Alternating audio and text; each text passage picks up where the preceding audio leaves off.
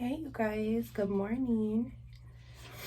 Yesterday I started this book by Carl Medearis.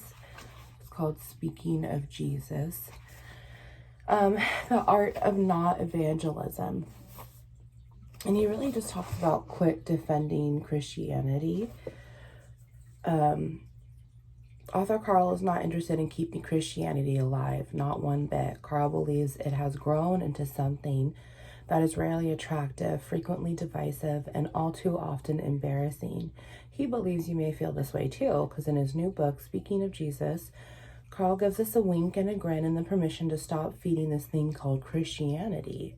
His offer is that doing so allows us the freedom to relax and feast on Jesus, Yeshua alone. And I love this because this is part of what I want my channel to be about is, the separation between church versus state versus flesh versus soul, right? So I'm in the 5th chapter, but I need to go back to the 4th because I want to bring something up really quick. This little story that he shared in this chapter is called In and Out, and he's talking about other people, 123. He's talking about others who believe or don't believe, if they're in and out of loving Jesus, Yeshua, in and out of Christianity, in and out of, they're so focused on what they're in and out of when really there's no in and out at all, in the way that he is explaining it in this chapter. I don't want to ruin his little exercise because I feel like we could probably do it later. It's really eye-opening, but I'm already through 5 chapters in one night, you guys. So I want to read this little story, and I just felt so touched by it last night. And if I just would have got,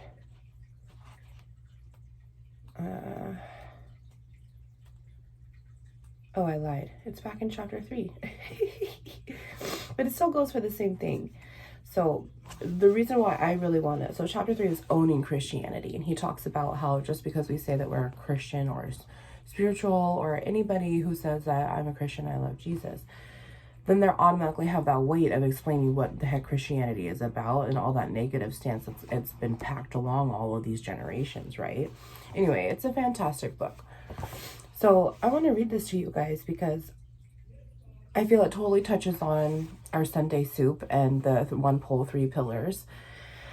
Because if you've watched it, I explain out through energetically how our lighthouses are activated through our chakras, right? Through our energy alone. And so we had that first powerhouse and have the second powerhouse. And that first powerhouse had the windmill, the propeller, right? The doorway, the passageway to get all that air going through to ignite the spark of the 2 main wheels, Star of David's, that are going to get you going, right? One day I saw my Muslim Arab friend sweating as he talked with my other friend, a fine conservative-minded evangelical Christian. It looked like the two had locked horns in a battle to the death. It happened here in Colorado this past summer.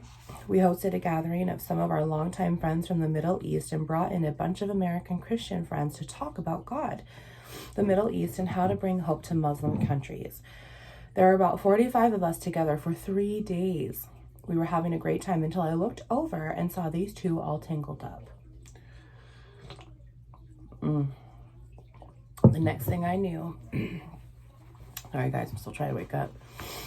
The next thing I knew, my Muslim friend, who was not yet a follower of Jesus, had gone out on the deck and was smoking a cigarette like his life depended on how fast he could suck it down. I walked out and nonchalantly said, "What's up, bro?"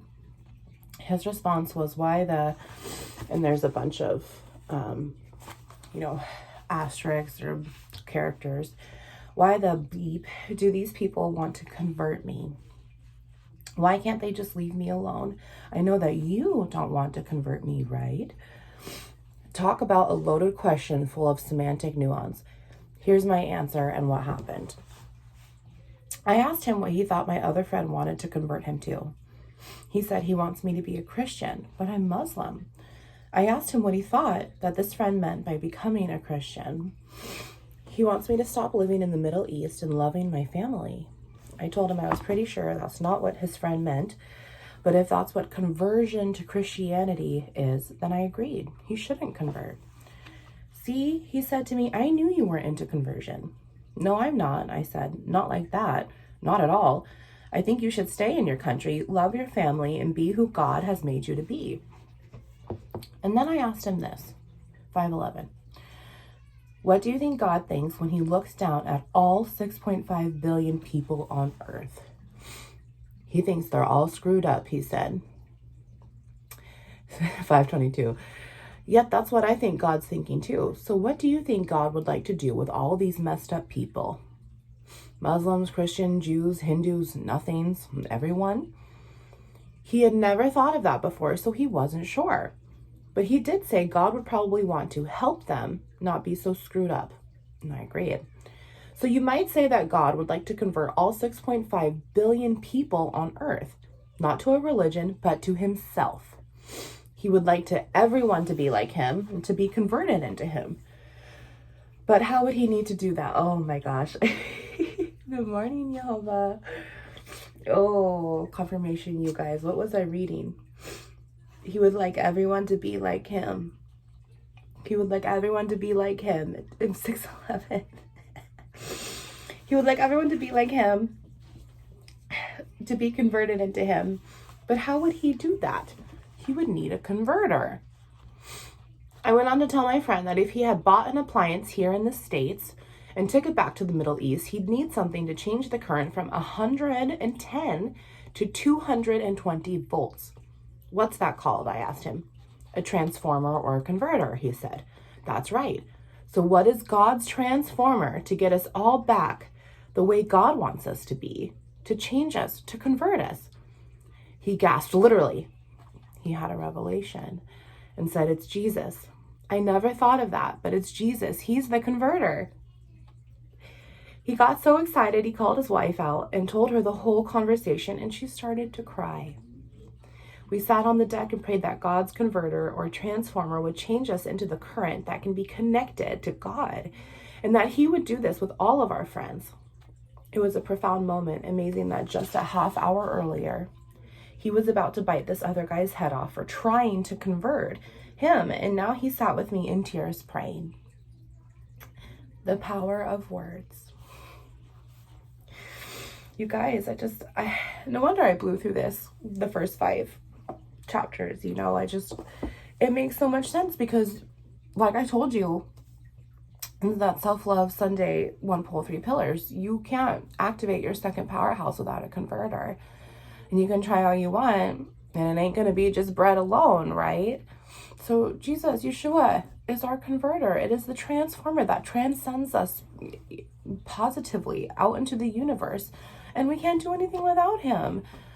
And I just thought that it was so awesome because I'm loving testimonies and I'm loving all of these stories of people who 8/11, who were saved and how they were saved, and their revelations of when Jesus opens up their third eye, removes anything that's blocking the way of their light, their sins, shadows, burdens, traumas, whichever. And he opens it. He opens the path for you. He opens the path for you so you can speak of him. That's what he does for you. And it is up to you to continue that path on a straight line.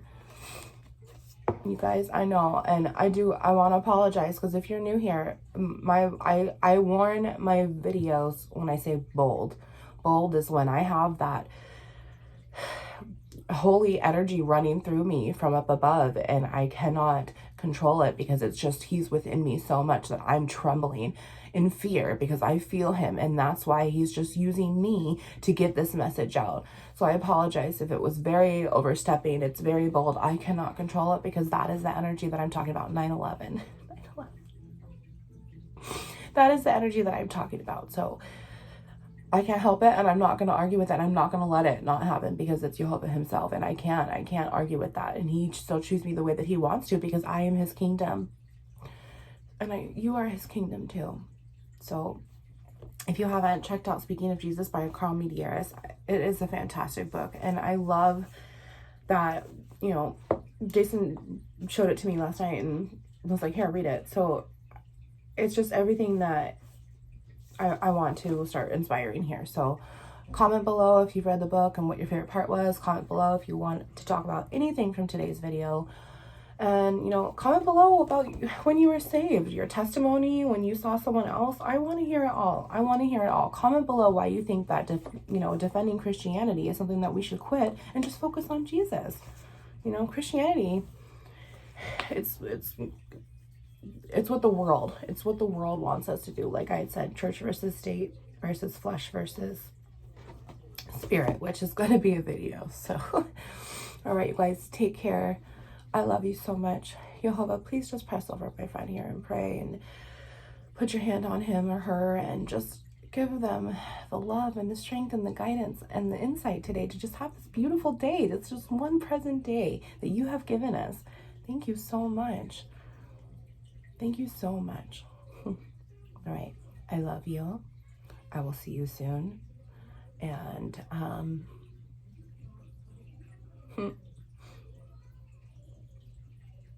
you are worthy of speaking of. You are worthy of speaking for him, he says. You are worthy. All right, I love you. Have a wonderful day. Wounds into light. 11/11. Oh!